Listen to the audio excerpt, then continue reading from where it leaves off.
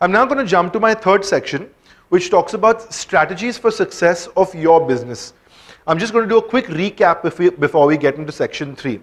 Section 1 spoke briefly about the current state of digital in India. We spoke about how digital is less than $1 billion in terms of its size. We spoke about how India as an advertising market is about a 57,000 crore rupee industry versus Oman that is yay big and is about 60,000 crores. We spoke about mediums and platforms with Facebook leading the race at 125 million users, Twitter coming in at 18 million, LinkedIn coming in at about 31 million, give or take. We then went on to identify a few key trends, and we spoke about how empathy mapping becomes the most important thing to do to understand user sentiment and user journey and to understand why users come. We spoke about product bifurcation in terms of what you try and do. We spoke about the importance of video in terms of serving content to make experiences more engaging for your users. We spoke about virtual reality very briefly as well.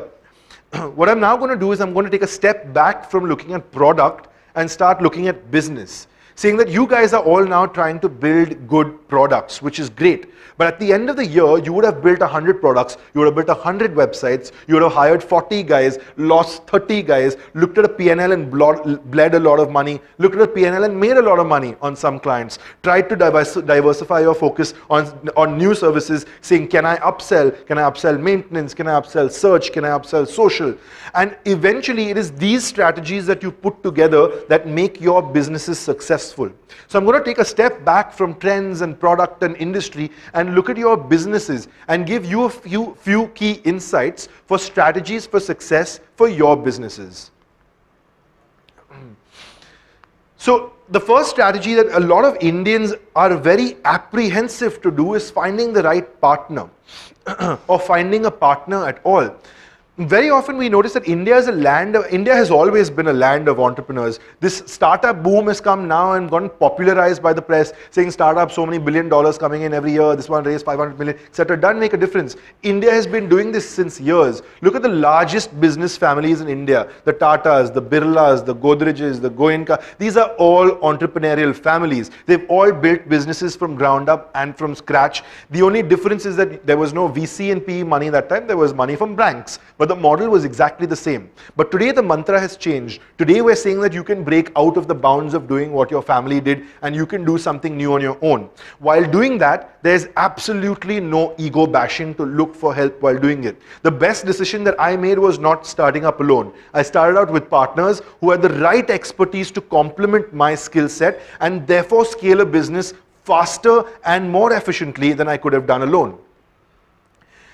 Finding eager learners.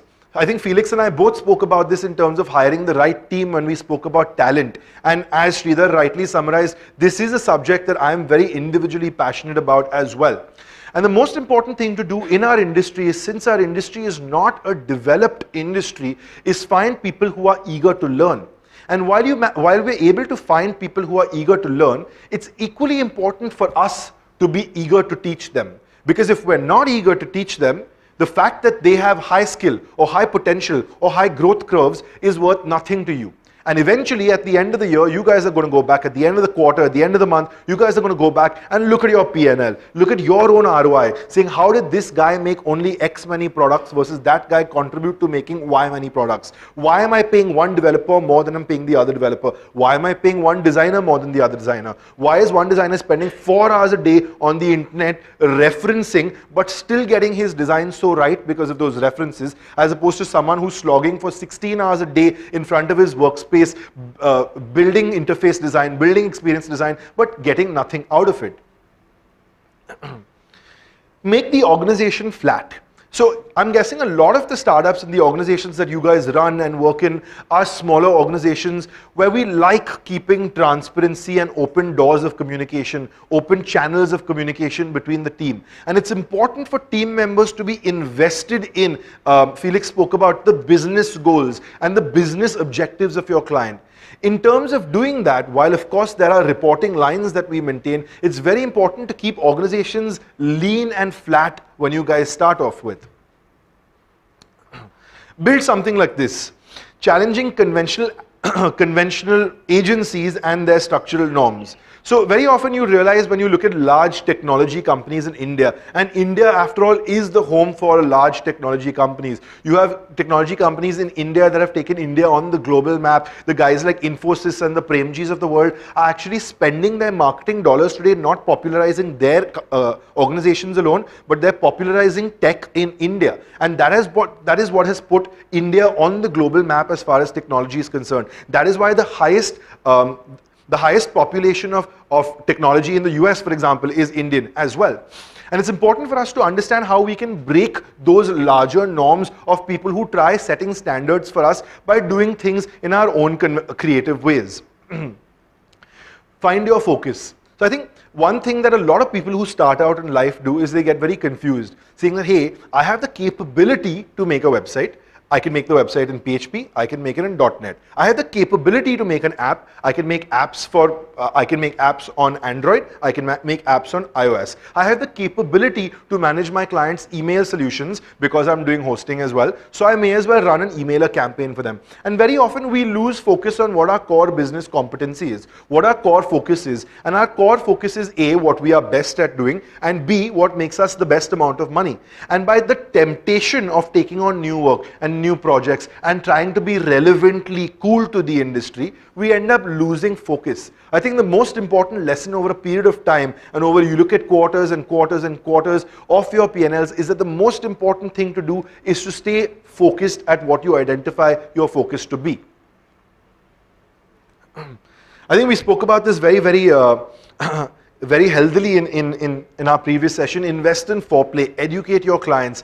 India is a country where people don't understand digital. They do not understand product. Someone at the back said कि बड़ी corporate clients लेके बैठ जाते हैं. The corporate clients don't understand digital at all either. The digital ecosystem comprises of people like us today. We are the digital ecosystem in India. No matter whether someone sits in a corporate, whether someone sits in a startup, they don't understand digital. The people who understand digital are sitting in this room, and it is our job to educate our clients as to why it's important that they should be doing something.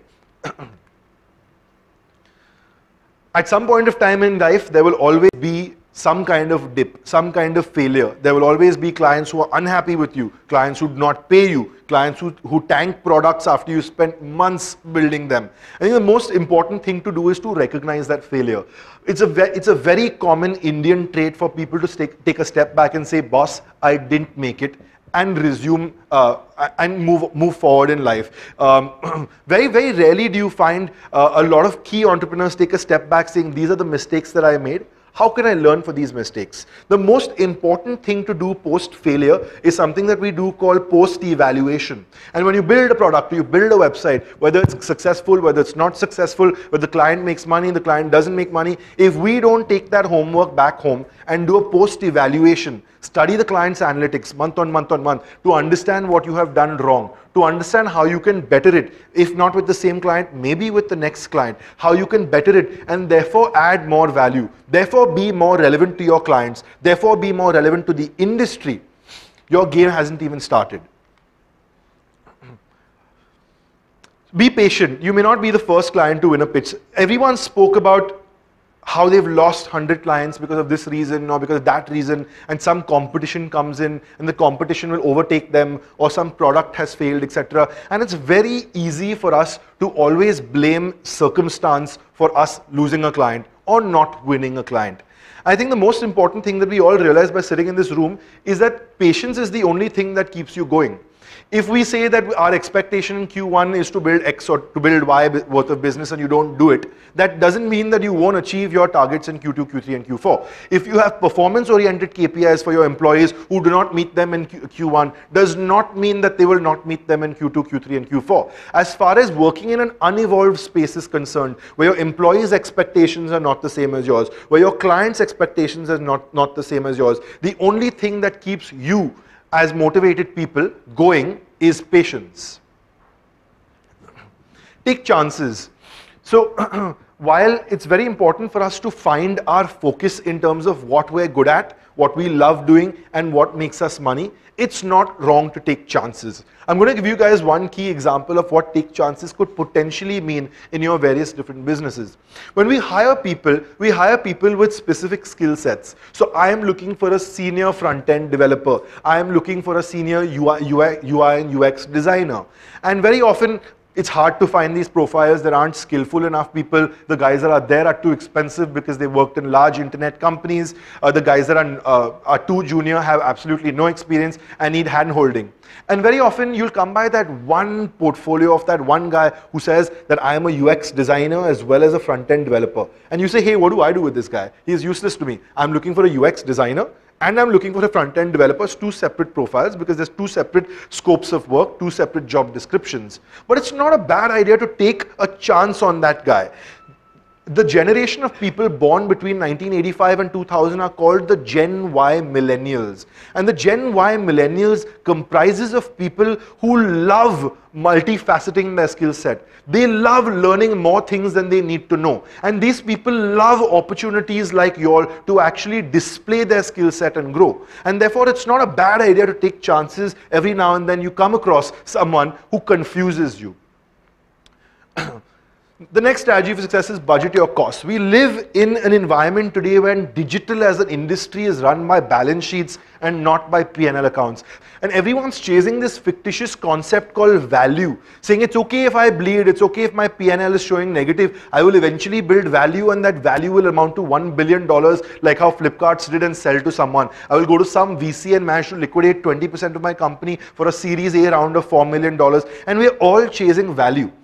But unfortunately, while we're all chasing value, we forget that India is a country that's run by P&L businesses. We've never been a country that's run by balance sheet businesses. And it's very important for us to budget your costs. If you are a balance sheet business, you've got to keep visibility on the larger picture in terms of how you are burning through money. And that money needs to result in money. Because if you don't see more money at the end of the money that you've burnt, your business is going to shut down faster than you started it.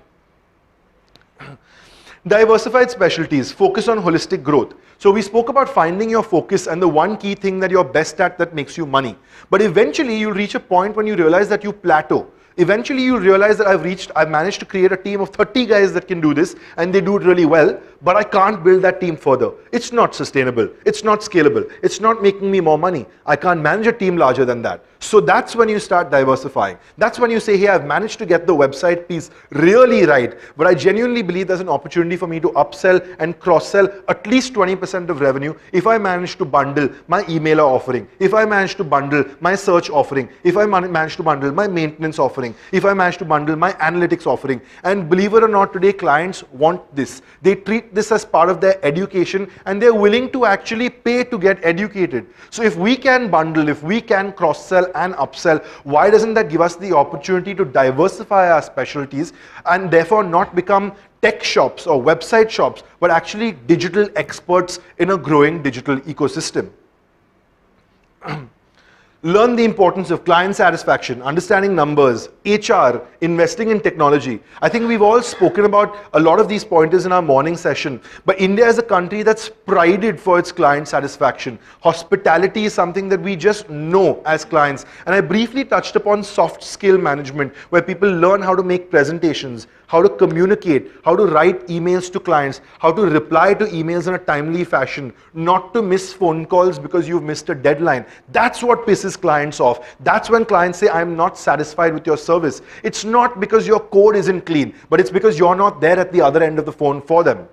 Understanding numbers is very, very important for you to take a step back and look at and evaluate a product that you've built. Understand whether the product is actually serving a business solution for your client or not, and justify it with data. Justify it with numbers. We don't live in a world where subjectivity can prove anything. We live in a world where if you open a GA dashboard, you can prove everything to a client.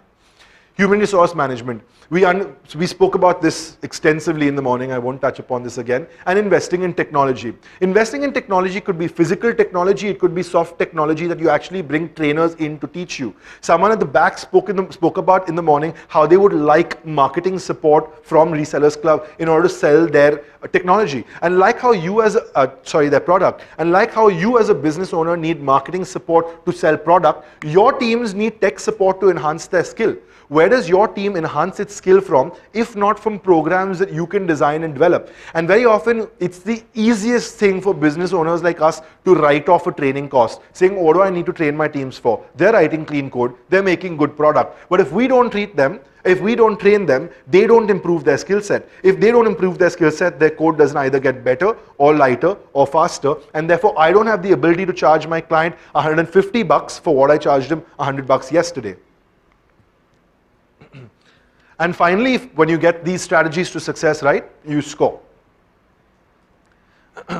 So just a quick 2-minute segment on what the prospects for growth in this digital industry are. It's a fast-growing industry. The industry grows at about, in India, the industry grows at about 38 to 40% per annum, which is a phenomenal number. We're already a $1 billion industry and we're projected to hit the 33% mark on the pie in the next 10 years.